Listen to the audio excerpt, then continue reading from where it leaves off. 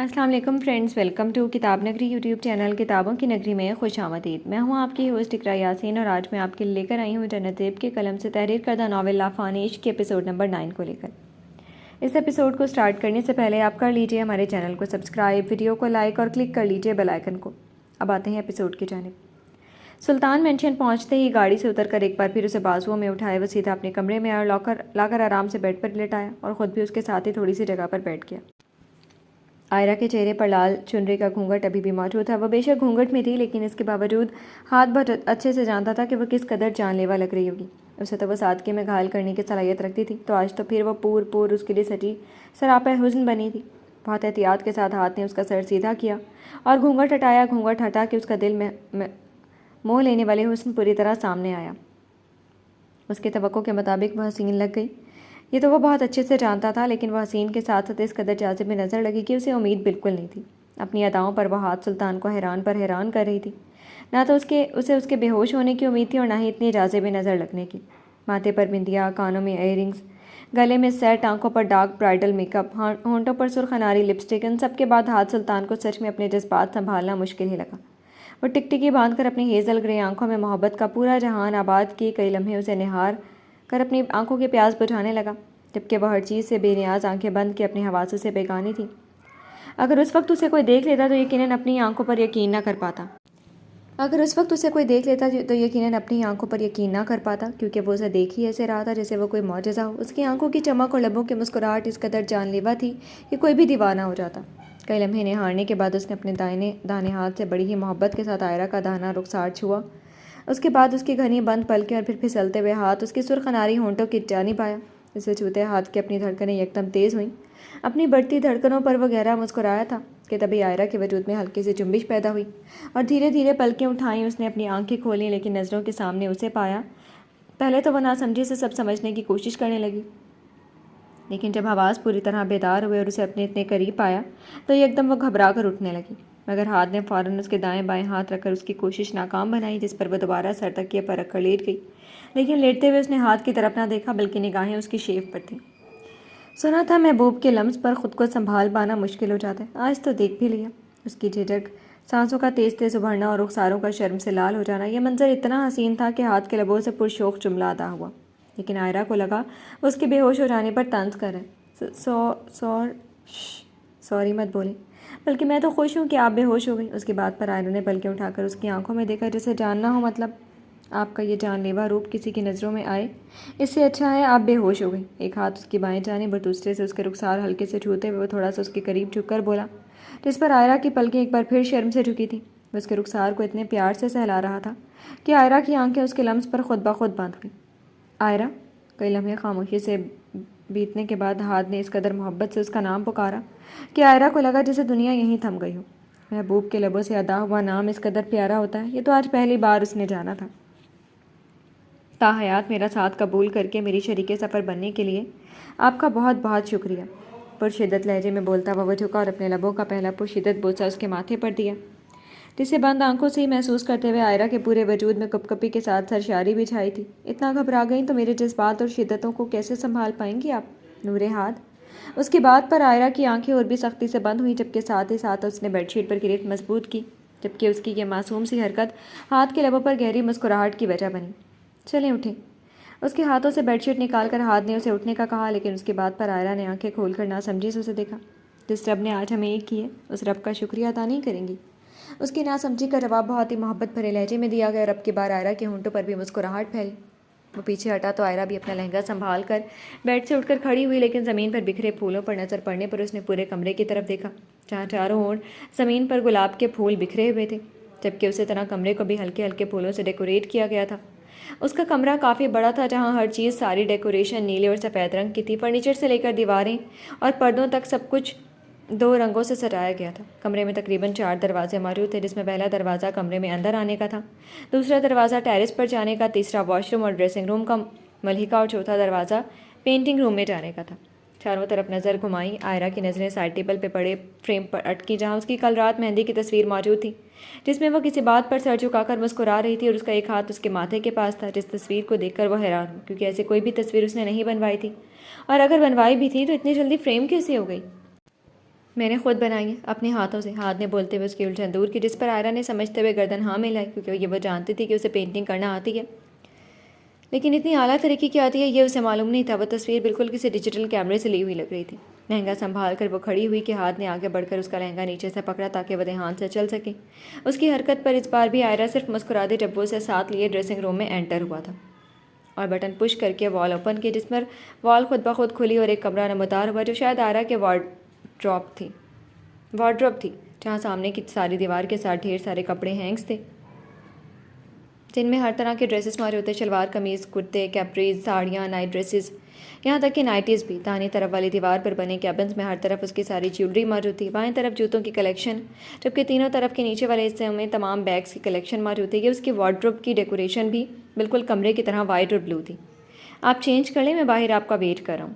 وہ جو پوری آنکھیں کھول کر ہر چیز کو حیرانگی سے دیکھ رہی تھی، اس کی آواز پر ہوش میں آئی جو اپنی بات بول کر باہر نکل چکا تھا تاکہ وہ چینج کر سکے۔ یا اللہ، کیا یہ سب میرا ہے؟ میں استعمال کروں گی؟ کیا ایک منٹ، اگر یہاں سب میرا ہے تو ان کا کہاں ہے؟ کیا انہوں نے اپنی وارڈروب خالی کر کے سب میرا سیٹ کروا دیا؟ ان سب کو دیکھ کر اسے یہ فکر بھی لاحق ہوئی کہ اس کی چیزیں کہاں ہیں۔ اللہ جانے یہ مجھے اور کتنے شوق دیں گے۔ ساری حیرانگی کو جھٹکتے ہوئے اس نے ایک سادہ سا سوٹ نکالا اور ساری جیولری اتار کر چینج کرنے لگی۔ سلطان مینشن میں ناز کا استقبال بہت اعلیٰ طریقے سے کیا گیا۔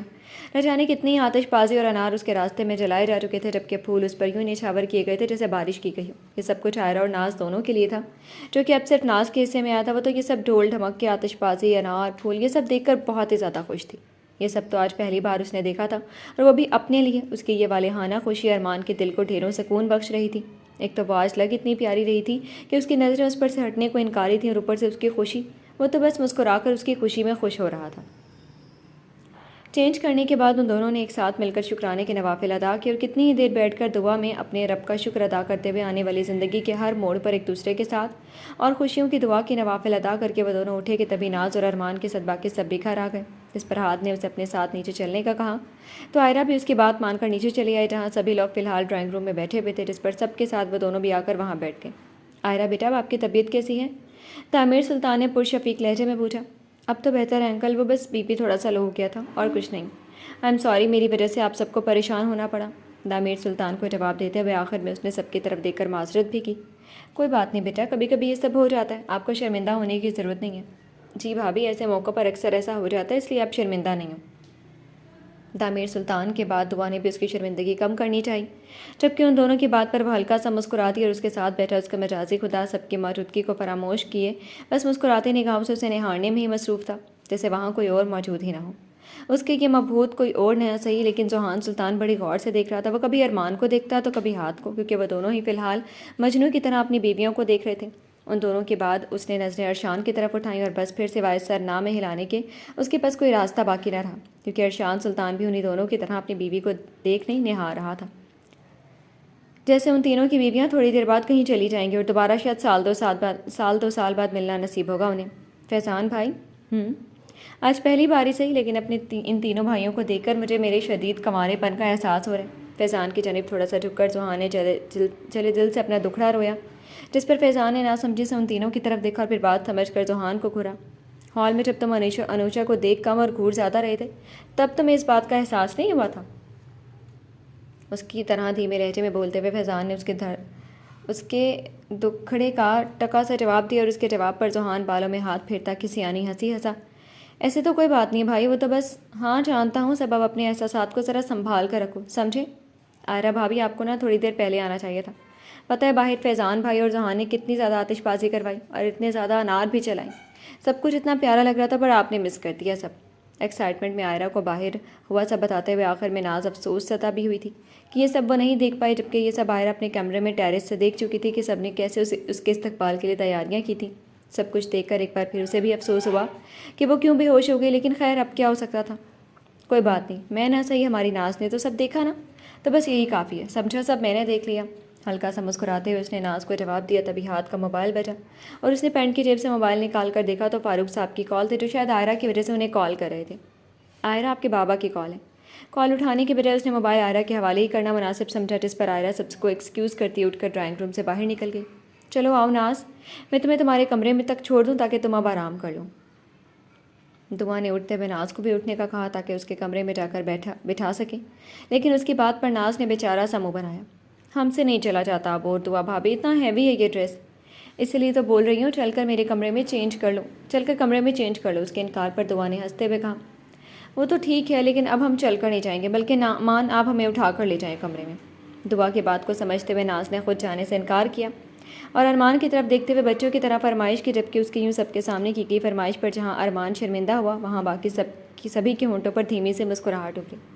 کیا دیکھ رہے ہیں، اٹھائیں نا، آپ نے کہا تھا یہ ڈریس ہم پہنیں گے اور آپ ہمیں سنبھال لیں گے، پر ایک بار بھی آپ نے ہمیں نہیں سنبھالا، بلکہ ہم خود ہی کب سے اس ڈریس کے ساتھ جھول رہے ہیں۔ اس کو اس کی مال میں بولی گئی بات یاد دلاتے ہوئے ناز خفا لہجے میں منہ ٹیڑھا کر کے بولی، مان لیں بھائی سمجھیں یہ بھی ایک رسمی ہے، اور ویسے شرمائے مت، آپ کی اپنی بیوی ہے، کیوں ناز بھابھی؟ ارمان کو مشورہ دیتے ہوئے ذوحان نے ناز سے بھی پوچھا، جس نے اس کی بات پر زور و شور سے سر ہلا کر رضامندی دی، جبکہ ارمان نے الٹا ذوحان کو گھوری سے نوازا۔ کمال ہے یار، اپنی بیویوں کو دیکھتے ہوئے تو آپ سب کی آنکھیں چمکنے لگتی ہیں، پر جب بات میری آئی تو ان سب کے پاس سوائے گھوریوں کے کچھ بچتا ہی نہیں ہے۔ ارمان کی گھوری پر وہ جلے دل سے بولتے ہوئے وہاں سے واک آؤٹ کر گیا، جبکہ اس کے پیچھے ہی دامیر سلطان اور پیسان بھی شبہ خیر بول کر نکل گئے، اور ہاتھ تو آئرہ کے نکلتے ہی نکل چکا تھا۔ اٹھائیں بھیمان، اب تو ہمیں نیند آنے لگی ہے۔ ارمان کے یوں ہی بیٹھے رہنے پر ناز ایک بار پھر اونگتے ہوئے بولی، جس پر ارمان اٹھا اور آرام سے اسے بھی باہوں میں بھرے دعا اور ارشان کو اب شبہ خیر بول کر اپنے کمرے کی طرف چلا گیا۔ اب پیچھے وہاں صرف دعا اور ارشان بچے تھے۔ یہ کیا کر رہے ہیں ارشان؟ وہ جو مسکرا کر ارمان اور ناز کو دیکھ رہی تھی، پیچھے سے ارشان کو یکدم گود میں اٹھانے پر وہ کھلائی تھی۔ کچھ نہیں، بس سوچا میری بیوی بھی تھک گئی ہوگی تو اس کی تھکن کا احساس کر رہا ہوں۔ اس کی بوکھلاہٹ سے محظوظ ہوتے ہوئے ارشان نے نہایت شوقی سے جواب دیا، نہیں میں بالکل ٹھیک ہوں، آپ پلیز مجھے نیچے اتاریں۔ ہم تو اب کمرے میں جا کر ہی اتاروں گا، اس لیے خاموش ہو جائیں۔ ارشان، کوئی دیکھ لے گا؟ ڈونٹ وری، اگر کوئی دیکھ بھی لے تو آئی ایم شیور اسے کوئی اعتراض نہیں ہوگا۔ ڈرائنگ روم سے نکل کر سیڑھیاں چڑھتے ہوئے وہ بولا، جبکہ اس کی بات پر دعا کے پاس سوائے خاموش ہونے کا کوئی چارہ بچا ہی نہیں، کیونکہ جانتی تھی وہ کرے گا وہی جو وہ چاہتا ہے، اس لیے خاموشی سے یہ دعا کرنے لگی کہ بس کوئی انہیں ایسے دیکھ نہ لے۔ تقریباً آدھے گھنٹے باہر لان میں گزار کر وہ یہ سوچ کر اپنے کمرے کی طرف آیا کہ اب تک تو اس کی بات ہو چکی ہوگی۔ وہ چاہتا تھا کہ وہ سکون سے بات کر لے، اسی لیے کمرے میں جانے کی بجائے لان میں چلا گیا، اور اب کمرے کے باہر پہنچ کر اس نے ہینڈل پر ہاتھ رکھ کر ہینڈل گھمایا، لیکن یہ کیا، دروازہ کھلنے کی بجائے بند ہی رہا۔ 2-3 بار اس نے ہینڈل پھر سے گھمایا، لیکن اس بار بھی دروازہ نہیں کھلا، جس پر وہ حیران ہوا کہ دروازہ بند کیوں ہے۔ پھر یہ خیال کہ شاید آئرہ کچھ کر رہی ہو یا لاک نہ ہو گیا ہو۔ آئرہ دروازہ کھولے، میرے خیال میں دروازہ اندر سے لاک ہو گیا، اس لیے آپ پلیز اندر سے کھول دیں۔ لاک نہیں ہوا، بلکہ میں نے خود بند کیا۔ وہ جو خود بھی دروازے کے ساتھ ہی اس پار کھڑی تھی، اپنے نام کی پکار اور بات پر فوراً جواب دیتے ہوئے بولی، مگر اس کی بات کی سمجھ ہاتھ کو بالکل نہ آئی۔ کیا مطلب آپ نے بند کیا؟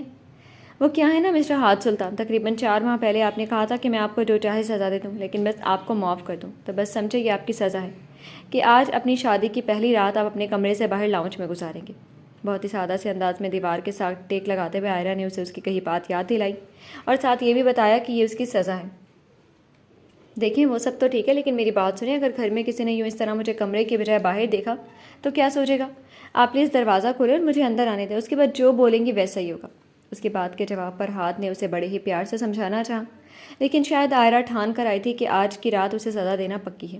بے فکر رہیں، ویسے تو کوئی دیکھے گا نہیں، اور اگر دیکھ بھی لے تو آپ اسے ایسی گھوری سے نوازیں گے کہ وہ بیچارہ الٹے پاؤں واپس بھاگ جائے گا، اس لیے اپنی انرجی ویسٹ نہیں کریں، اور سائڈ پر جو صوفہ ہے اس پر جو میں نے بلینکٹ رکھ دی ہے، چپ چاپ جا کر آرام سے وہاں سو جائیں، کیونکہ یہ دروازہ تو اب فجر سے پہلے بالکل نہیں کھلنے والا۔ پختہ لہجے میں اسے اس کی سزا بتاتے ہوئے وہ خود آ کر صوفے پر بیٹھ گئی، جبکہ باہر ہاتھ بھی کوئی اور بحث کرنے کی بجائے اس کی بات مانتے ہوئے چپ چاپ جا کر صوفے پر بیٹھا، اور اپنا دوسرا موبائل نکال کر اس نے ایک میسج ٹائپ کیا اور اپنے نمبر پر سینڈ کیا، جو اس وقت آئرہ کے پاس تھا، کیونکہ فی الحال آئرہ کا موبائل اس کے گھر پر ہی موجود تھا۔ میسج کی ٹون بجنے پر آئرہ نے موبائل اٹھا کر دیکھا، آج کی رات میں تو خاموشی سے اپنی سزا کاٹ لوں گا، لیکن کل کی رات بالکل اسی خاموشی سے آپ کو اپنی سزا بھی کاٹنی پڑے گی۔ اس کے معنی خیز میسج پر آئرہ کی دھڑکنیں صرف میسج سین کر کے ہی بڑھیں، کیونکہ بات اچھے سے جانتی تھی کہ وہ کس سزا کی بات کر رہے ہیں۔ بنا کوئی جواب دیے اس نے موبائل بند کر کے سائڈ پر رکھا اور صوفے پر پاؤں اوپر کر کے بیٹھ کے، جبکہ باہر ہاتھ بھی دونوں بازو سر کے نیچے رکھ کر سیدھا لیٹ گیا۔ ہاتھ بھائی آپ یہاں ایسے؟ آئرہ بھابھی نے کمرے سے نکال دیا کیا؟ ذوحان جو چھت پر تھا نیچے آتے ہوئے ہاتھ کو اپنے کمرے سے باہر لاؤنج میں صوفے پر لیٹا دیکھ کر پہلے تو حیران ہوا، مگر پھر بات سمجھ کر ہنستے ہوئے پوچھنے لگا، اگر تم 3 سیکنڈ میں یہاں سے غائب نہیں ہوئے ذوحان تو پورے 3 منٹ بعد گھر سے باہر نظر آؤ گے۔ ذوحان کی آواز اور بات پر بجائے شرمندہ ہونے کے ہاتھ نے اسے سختی سے سیدھا دھمکی دی، جس پر ذوحان شرافت کا مظاہرہ کرتے ہوئے فوراً وہاں سے ایسے غائب ہوا جیسے تھا ہی نہیں، کیونکہ یقین تھا اسے کہ اگر کوئی سوال وہ پوچھتا تو یقیناً اس کا بھائی اپنی بات سچ کرنے میں دیر نہ لگاتا۔ اس کے یوں ڈر کے بھاگنے پر نہ چاہتے ہوئے بھی ہاتھ کو ہنسی آئی. سر کو نامے ہلاتے ہوئے وہ ایک بار پھر لیٹ کر رات گزرنے کا انتظار کرنے لگا، کیونکہ فی الحال اس کے پاس کوئی راستہ نہیں تھا، یا پھر وہ راستہ نکالنا ہی نہیں چاہتا تھا. ورنہ چاہتا تو ٹیرس سے چلا جاتا یا پھر پول والی سائڈ سے، لیکن نہیں، وہ خاموشی سے بیٹھ کر اپنی بیوی کے مطابق سزا کاٹ رہا تھا. ناز اور کتنی پنس ہیں یار، ختم ہی نہیں ہو رہی. ہمیں کیا پتہ مان، ہم نے تھوڑی پولو والی نے لگائی ہیں. ارمان کے سوال پر وہ نہایت معصومیت سے بولی، جبکہ ارمان نے جھنجھلاتے ہوئے سر جھٹکا اور باقی کی پنس اتارتے بولا. وہ بیچارہ جب سے اسے کمرے میں لایا تھا تب سے بیٹھا اس کے سر پر لگی پنس ہی اتار رہا تھا. پہلے اللہ جانے کتنی پنس کے ساتھ دوپٹہ سیٹ تھا جسے اتارنے میں ارمان کو وقت لگا، اور اب ہیئر اسٹائل پر ایسے جیسے 10-15 پتے ایک ساتھ لگا دیے گئے تھے. وہ پنس کو نہایت نرمی اور احتیاط کے ساتھ اتار رہا تھا تاکہ بال کھینچنے پر اسے درد نہ ہو. اسی وجہ سے نہ جانے اس کا کتنا وقت گزر گیا. اللہ اللہ کر کے 1 گھنٹے کی محنت کے بعد ساری پنس اتریں اور اس کے بال کمر پر کھل کر بکھرے. ناز کے بال زیادہ لمبے نہیں تھے بلکہ کمر سے تھوڑا سا اونچے تھے، نہ زیادہ لمبے اور نہ زیادہ چھوٹے، لیکن وہ ہیوی بہت زیادہ تھے. اس لیے پولو والی کو سیٹ کرنے میں اور ارمان سلطان کو کھولنے میں کافی وقت لگ گیا. شکر ہے یا اللہ تیرا، چلیں اب اٹھ کر چینج کر لیں. اللہ کا شکر ادا کرتے ہوئے ارمان اس کے ساتھ بیٹھا اور اسے چینج کرنے کا کہا، لیکن بات ماننے کے بجائے ناز اس کے کندھے پر سر رکھ کر اونگنے لگی. مان کی جان، چینج کر لیں، اس کے بعد سو جائیے گا. نہیں، ہمیں سونا ہے بس. لاڈ سے اس کے گردن میں بازو ڈالتے ہوئے اس نے سر اس کے سینے پر رکھا اور آنکھیں بند کر گئی، جبکہ اس کی اس معصوم ادا پر ارمان کو اس پر ڈھیروں پیار آیا. اس نے جھک کر اپنا پہلا بوسہ اس کے سر پر دیا جو نیند میں جھولتی وہ محسوس تک نہ کر پائی. اس کے ماتھے پر بوسہ دے کر ارمان نے آرام سے اس کا سر اپنے سینے سے ہٹا کر پیچھے تکیے پر رکھا اور نیچے زمین پر بیٹھ کر اس کے پیروں میں موجود ہیل نکالی، جس پر اس کی نظر اس کے پیروں کی سرخی پر گئی. پیروں کو پیار سے سہلاتے ہوئے اس نے اس کی ٹانگیں بیڈ کے اوپر کی اور خود چل کر الماری کے پاس آیا اور اس میں کوئی اس کا آرام دہ سوٹ نکال کر دوبارہ اس کی طرف آیا جب گہری نیند میں سو رہی تھی. وہ جانتا تھا اب وہ نہیں اٹھے گی، اس لیے خود ہی اس کی بے آرامی کا سوچ کر وہ اس کے پاس بیڈ پر بیٹھا اور لائٹ آف کر کے نائٹ بلب آن کرتے ہوئے اس کا برائڈل ڈریس چینج کرنے لگا. ڈریس چینج کرتے وقت نہ جانے کیوں پر اس کا دل تیزی سے دھڑک رہا تھا. حالانکہ اب وہ اس کی بیوی تھی، لیکن اس کے باوجود ایک عجیب سا احساس تھا جو اس کی دھڑکنیں بڑھانے کا سبب بن رہی تھی. وہ مشکل اپنی دھڑکنوں اور ابھرنے والے جذبات پر باندھتے ہوئے اس نے اس کے کپڑے تبدیل کیے اور بلینکٹ اچھی طرح اس کے کندھوں پر دینے کے بعد وہ اٹھا اور خود بھی چینج کرنے واش روم میں چلا گیا. تقریباً 10 منٹ بعد وہ فریش ہو کر آیا تو اب بھی وہ ویسے ہی سوئی ہوئی تھی جیسے وہ چھوڑ کر گیا تھا. بالوں کو تولیے سے خشک کرنے کے بعد وہ خود بھی چل کر اس کے پاس ہی بیڈ پر آ کر لیٹا اور آرام سے اس کی کمر میں ہاتھ ڈال کر اپنے قریب کرتے ہوئے اس کی بھینی بھینی خوشبو کو سانسوں میں بھرے آنکھیں موند کیا. فی الحال اس کا اس کے ساتھ ازدواجی تعلقات قائم کرنے کا کوئی ارادہ نہیں تھا. وہ اچھے سے جانتا تھا کہ وہ معصوم جان ابھی اس کی شدتیں برداشت کرنے کے قابل نہیں ہے. اس لیے جو احساسات اور جذبات اس کے سر اٹھا رہے تھے انہیں تھپکتے ہوئے وہ سونے کی کوشش کرنے لگا. اس کے لیے تو اتنا ہی بہت تھا کہ اب وہ صرف اس کی تھی. وہ جب چاہے بنا کسی رکاوٹ کے اسے چھو سکتا تھا، اسے محسوس کر سکتا تھا، اور یہی وجہ اسے پرسکون کرنے کا سبب تھی. جی تو فرینڈز، کیسے لگی آپ کو آج کے ایپیسوڈ؟ کمنٹ سیکشن میں ضرور بتائیے گا. پھر حاضر ہوں گے ناول کی نیکسٹ ایپیسوڈ کے ساتھ. اب تک کے لیے اجازت دیجیے. شکریہ. اللہ حافظ.